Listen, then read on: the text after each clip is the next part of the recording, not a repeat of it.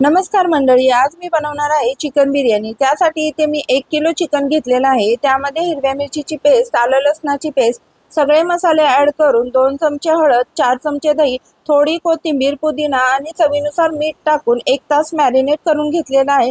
आता इकडे मी चिकन शिजवून घेते। त्यासाठी एका पातेल्यात तेल गरम करून थोडे खडे मसाले आणि उभा चिरलेला कांदा लाल होईपर्यंत परतून घ्यायचे। त्यामध्ये टोमॅटो टाकून टोमॅटो मऊ होईपर्यंत परतून घ्यायचे आहे।